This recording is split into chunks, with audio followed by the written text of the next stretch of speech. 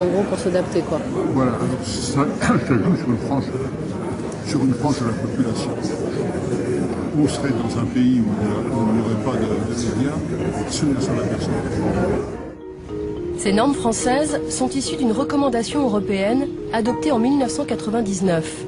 Et cette recommandation reprend textuellement les conseils d'un organisme de scientifiques appelé ICNIRP.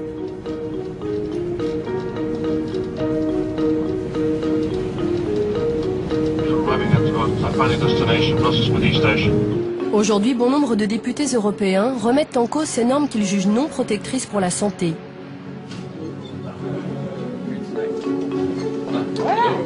Michèle Rivasi est parlementaire européenne. Cette professeure agrégée de biologie est aussi la fondatrice du CRIREM, le laboratoire indépendant spécialisé sur les champs électromagnétiques. Elle milite pour la révision de ces normes, mais le combat s'annonce difficile. Face à la députée, les entreprises européennes de téléphonie mobile. Frédéric. Pour comprendre le poids de ce lobby, Michèle Rivasi nous fait rencontrer Frédéric Ries, député belge. J'étais pas là hier, j'étais pas bien en fait. Bonjour. Bonjour, Sophie Le Gall. Il y a 2 ans, l'élu se démène pour faire voter une résolution qui demandait des normes plus basses. Immédiatement, elle subit les foudres de l'industrie. J'avais jamais reçu un truc comme ça. Il s'agit d'un courrier envoyé juste avant le vote de sa résolution pour la déstabiliser.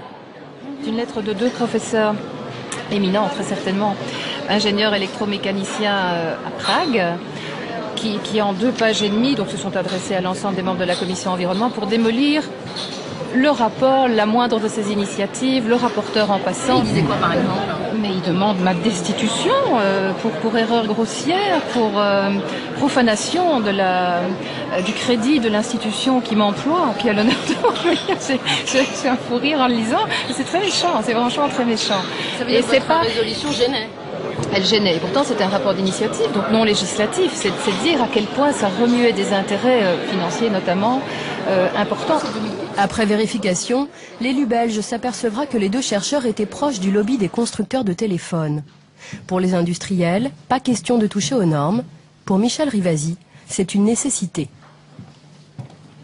Les normes actuelles sont obsolètes. Elles ne protègent de rien pour vous. Elles ne protègent de rien et ça ne prend en compte que les effets thermiques, c'est-à-dire l'augmentation de température. Donc ça veut dire que ces recommandations ne prennent pas en compte ce qu'on appelle les effets athermiques, vous voyez, des effets sur le système nerveux, sur par exemple les hormones, sur la barrière hémato-encéphalique, vous voyez, des effets à long terme, des effets athermiques, ça ne prend pas en compte. À l'origine de ces normes, cet organisme de scientifiques, l'ICNIRP. Les scientifiques qui y siègent revendiquent leur indépendance. D'après Michèle Rivasi, ce n'est pas toujours le cas. Quand vous voyez la commission principale, Main Commission, eh bien, vous voyez Bernard Verret. Eh bien, lui, il fait partie du conseil scientifique de Bouygues. Et puis enfin, Michael Repaccioli. Eh bien, lui, il avait été financé par les opérateurs. Donc, quelle confiance vous voulez qu'on accorde à des gens qui travaillent avec l'industrie, qui ont des liens de consanguinité avec l'industrie? Donc, quand il va falloir établir des normes, ben, ils vont pas du tout être contraignants vis-à-vis de l'industriel. Ils vont établir des normes qui vont permettre à l'industriel de développer sa technologie. Selon nos informations, l'ancien président de l'ICNIRP, Michael Repaccioli, a été expert pour le compte d'un opérateur de téléphonie néo-zélandais dans le cadre d'un procès contre des riverains d'antennes. Enfin, Bernard Verret, qui est ce chercheur français à la fois membre de l'ICNIRP, l'organisation qui établit les normes, et membre du conseil scientifique de Bouygues Télécom. Il dirige un laboratoire de recherche à Bordeaux, un des laboratoires les mieux financés en France. Visite guidée avec Bernard Verret en personne.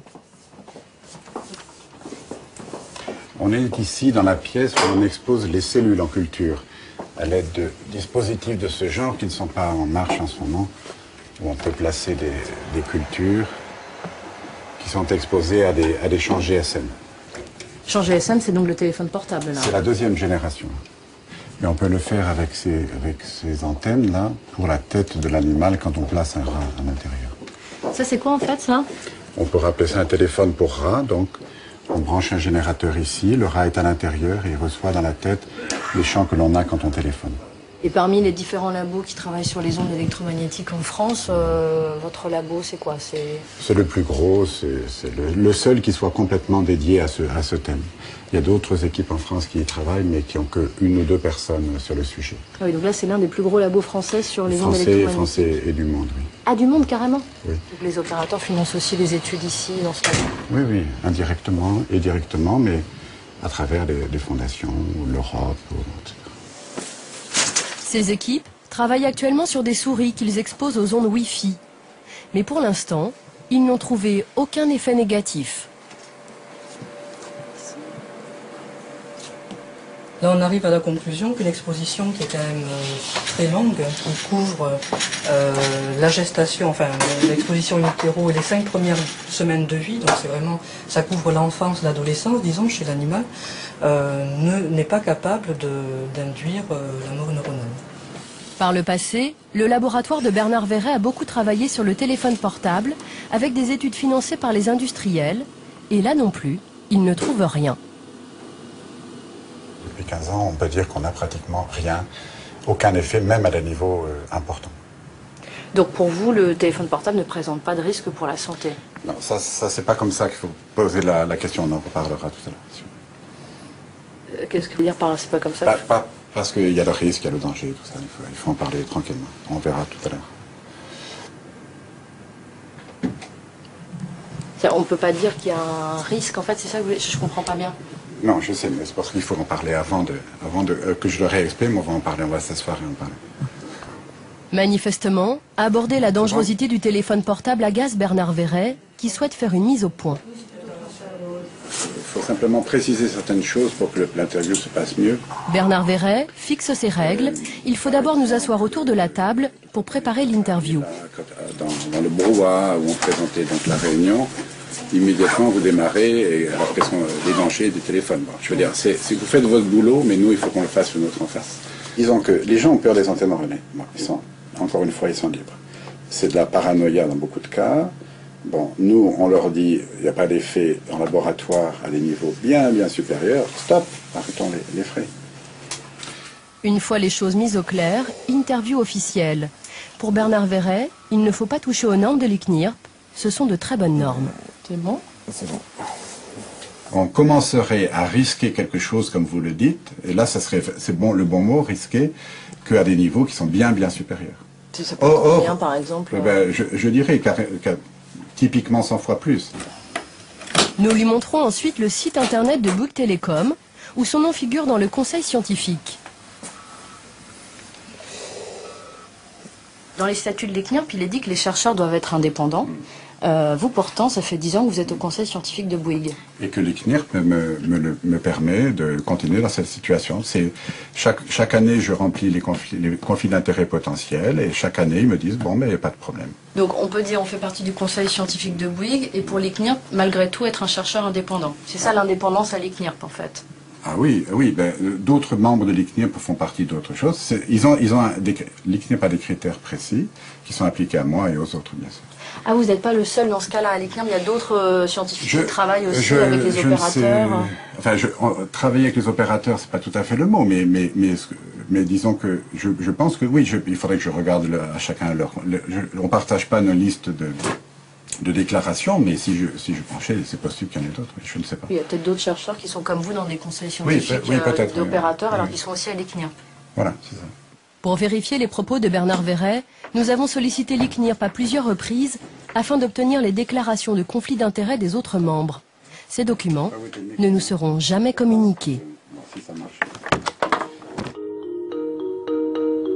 Des chercheurs proches de l'industrie qui ont élaboré les normes des antennes relais, mais aussi les normes des téléphones portables. C'est l'Agence nationale des fréquences, un organisme d'État, qui mesure le rayonnement des téléphones portables dans ce laboratoire du Mans. Le responsable technique, Emmanuel Toutain, vient de recevoir de nouveaux téléphones portables. Ils ont été saisis en magasin pour vérifier s'ils émettent dans les normes. Cette norme, c'est également l'ICNIRP qui l'a fixée. Cela s'appelle le DAS, débit d'absorption spécifique. Il est inscrit dans les manuels des téléphones. Donc ce DAS est annoncé à 0,935 watts par kilogramme. Donc nous allons mesurer le DAS. s'assurer qu'il est conforme à la limite en vigueur et qu'il respecte bien cette valeur annoncée. Les téléphones portables ne doivent pas émettre au-delà de 2 watts par kilo. Plus le chiffre est faible, moins le téléphone émet. Pour mesurer ce DAS, l'ingénieur colle à la tête d'un mannequin le téléphone portable qui rayonnera à sa puissance maximale. Voici le produit qui représente les tissus biologiques humains. Ici, on utilise un liquide qui simule le corps à 900 mégas. Ce liquide, en fait, est composé d'eau, de sucre, un peu de sel. Et on le mélange pour s'assurer d'avoir un liquide homogène. Emmanuel Toutain montre ensuite sur son ordinateur les rayonnements émis par le portable et mesurés par la sonde. Son discours se veut rassurant. Pas question de dire que le cerveau est exposé aux ondes électromagnétiques. Et donc tout ce qui est en jaune, c'est le rayonnement le plus fort. Le plus intense, effectivement. Donc ça va être quoi la partie du cerveau la plus touchée en fait? Alors là, en l'occurrence, on va être au niveau de la joue. Les vendeurs de téléphonie mobile informent-ils correctement le consommateur sur ce DAS? Nous nous rendons dans plusieurs enseignes en caméra cachée. Cette norme doit être affichée dans les magasins. C'est ce chiffre, inscrit en tout petit. Mais les vendeurs sont plus à l'aise pour vanter l'aspect technique des portables que pour informer sur ce DAS. Résolution 5 millions de pixels d'ailleurs sur ce modèle-là. Faire des bruits, écouter la musique aussi. Ça devient de plus en plus en standard. Et c'est quoi là, ça, le DAS là? Qu'est-ce que c'est ce chiffre? Un indice qui n'a pas de valeur encore aujourd'hui confirmée. C'est plutôt à l'appréciation d'un tout un chacun. Et ça c'est quoi ça? De quoi? DAS, ça veut dire quoi ça? Quand on est connecté au réseau, c'est comme le Wi-Fi, ça a des ondes, ça a une fréquence. Et donc du coup ça passe par votre corps, ça passe par votre cerveau. Il y en a qui téléphonent tout le temps de ce côté-là, donc du coup ils ont les cheveux plus de ce côté-là, des choses comme ça. Non, on va rigoler là. Non, c'est vrai, il paraît que quand on téléphone toujours de l'autre côté, les cheveux ils poussent plus de ce côté-là. Quoi? Bonjour. Dans les magasins indépendants, le DAS n'est même pas affiché et souvent les vendeurs n'en ont jamais entendu parler. On m'a dit qu'il fallait prendre en compte le DAS. Quoi? Le DAS. Il n'y a pas la DAS là? Attends, je l'ai trouvé sur Nokia. Ouais, et là vous ne me demandez pas ce que ça veut dire. 0,41, boîte, kilo, je sais pas quoi. Une moyenne du DAS, enfin une mauvaise moyenne on va dire, c'est 1,8. Ah, il ne faut pas un téléphone à 1,8. Non, il ne faut pas passer un téléphone qui fasse plus de 1,5. 1,5 c'est énorme. Ah, 1,6 c'est trop. 8 c'est beaucoup trop. Mais bon, en même temps, il n'y aura pas de grand chose. Hein. Merci à vous. Merci. Au laboratoire du Mans, Arnaud Miquel, président de l'Agence nationale des fréquences, s'est déplacé spécialement pour nous, ainsi que son attachée de presse. Elle prend en note tous nos échanges. Ils ont préparé avec soin leur intervention, comme le montre ce document interne que nous nous sommes procurés. Déterminer le message à faire passer. Anticiper les questions sur la base des informations qui circulent sur Internet, c'est la culture de base des journalistes. Mais le président de la NFR, chargé de faire respecter les normes, semble bien embarrassé lorsque nous abordons l'aspect sanitaire de ce seuil. Quand un utilisateur téléphone avec un téléphone qui est conforme, est-ce qu'on risque strictement rien pour notre santé?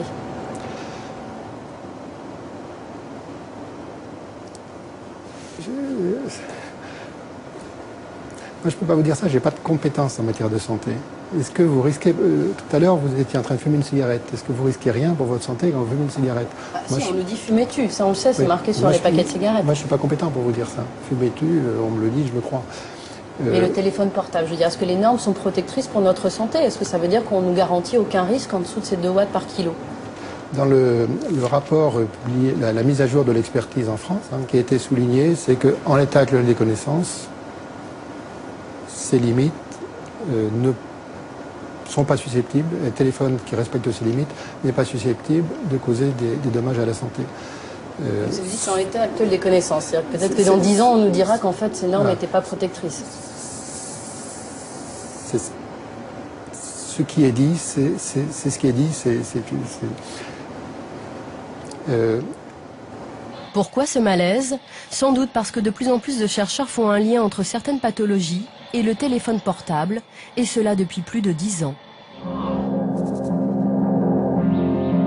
En 1998, le mobile déferle en France.